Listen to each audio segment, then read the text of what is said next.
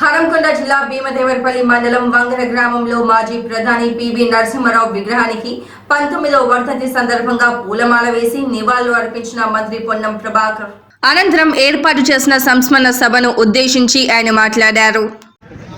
వంగర గ్రామ ముద్దుబిడ్డ భారత ప్రధాని ఆంధ్రప్రదేశ్ ముఖ్యమంత్రి పివి నరసింహారావు గారి వర్ధంతి సందర్భంగా మనందరం కూడా ఈరోజు ఇక్కడ కలిసినాం. ఈ సందర్భంగా ఇక్కడ ఉన్నటువంటి గురుకుల పాఠశాలకు సంబంధించిన విద్యార్థులు పివి నరసింహారావు గారి చరిత్ర గురించి చెప్పినారు. లేదా వేదిక పెద్దలు కూడా అనేక సందర్భాల్లో పివి నరసింహారావు గారికి సంబంధించిన అంశాలు చెప్పినారు. ఈరోజు పివి నరసింహారావు గారు అనేటువంటి వ్యక్తి తప్పకుండా ఈ దేశానికి కాదు, అసలు ఆర్థిక రంగానికి సంబంధించి ఆర్థికమైనటువంటి సంస్కారాలు తీసుకొచ్చినటువంటి అంశంలో ప్రపంచానికి ఆదర్శమైనటువంటి వాటి సందర్భంగా మనం చేస్తున్నారు. పివి నరసింహారావు గారు చూసి ఆర్థిక సంస్కరణ అనేటువంటి ప్రపంచవ్యాప్తంగా వాళ్ళు ఆచరించేటువంటి ఒక వ్యవస్థ ఏర్పడ్డది.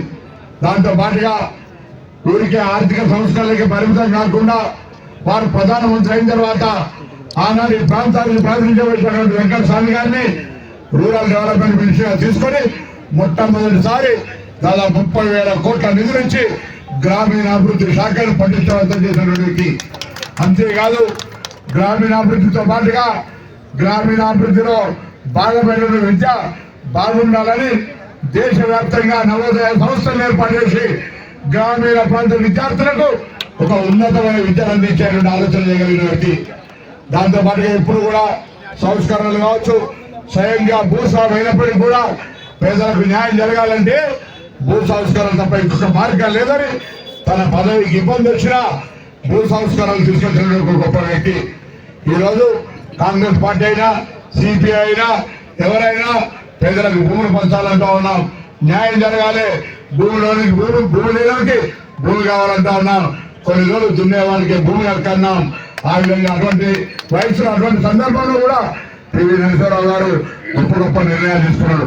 బహుభాషా కోవిదుడుగా గ్రామీణ స్థాయి నుంచి స్వయం కృషితోటి కాంగ్రెస్ పార్టీ నాయకత్వంలో అంచెలంచెలుగా ఎదుర్కొంటూ ఒక దేశంలో అత్యున్నతమైనటువంటి ప్రధానమంత్రి పదవిని, అది కూడా మైనార్టీలో ఉంటే కూడా ఎటువంటి ఇబ్బందులు లేకుండా సమర్థవంతంగా దేశ ప్రధానమంత్రిగా నడిపినటువంటి ప్రధానమంత్రి పివి నరసింహారావు గారు. తప్పకుండా మరి మిత్రుల యొక్క సూచనలు వాటన్నింటినీ ప్రభుత్వం చేస్తాం. కానీ ఇప్పుడు ఇమ్మీడియట్ గా ప్రభుత్వంలో ఏ ఎనకత్తి నుంచి సిద్దిపేట దాకా రోడ్ అవుతా ఉందో దానికి నేరుగా ప్రతిపాదన చేస్తా ఉన్నా, ముఖ్యమంత్రి గారు రూపిస్తారు. ఆ రోడ్డుకు పివి నరసింహారావు గారు రోడ్ అనేటువంటి నామకరణ చేస్తామనేటువంటి మన సందర్భంగా మనం చేస్తా ఉన్నాం. దాంతో జిల్లాకు సంబంధించిన అంశాలు చెప్తా ఉన్నారు మిత్రులు. దాన్ని కూడా నేరుగా నిర్ణయం తీసుకునేటువంటి కాదు, అది పునర్వ్యవస్థీకరణ జరిగింది. ఇప్పుడు మళ్ళీ ఏ నిర్ణయం తీసుకున్నా అదొక అనేకమైనటువంటి రాష్ట్ర వ్యాప్తంగా 33 జిల్లాలు ఆనాడు అనాలోచితంగా చేసిరా, ఆలోచనతో చేసిరా, విచక్షణతో చేసిరా, క్రమబద్ధంతో చేసిరా చర్చ లేదు. కానీ ఆనాడు పివి నరసింహారావు గారి పేరు మనవడం అనేటువంటిది ఈ ప్రాంత ప్రజలకు నిరాశ కలిగించినటువంటి అంశమే. తప్పకుండా అటువంటి అంశాన్ని పెద్దలతోటి మంత్రివర్గంలో లేదా గౌరవ ముఖ్యమంత్రి గారితో మాట్లాడి ఏ విధంగా వారు గౌరవించుకోవాలన్నటువంటి మాటలు ఈ పివి నరసింహారావు గారు పుట్టినటువంటి వంగర గ్రామానికి ప్రాతినిధ్యం వహిస్తున్న శాసనసభ్యుడిగా, మంత్రిగా వారి గౌరవాన్ని ఎంత పెంచాలో, ఎంత విధంగా ముందుకు తీసుకోవాలో అందులో ముందుంటారనేటువంటి మాట సందర్భంగా మనవేస్తూ మరొక్కసారి పివి నరసింహారావు గారి స్మారకంగా ఇక్కడ తీసుకున్న కార్యక్రమాలను వేగవంతం చేయడానికి అది టూరిజం శాఖ కావచ్చు, లేదా రాష్ట్ర ప్రభుత్వం తరఫున కావచ్చు, నిధుల కొరత ఉన్నా ఏదున్నా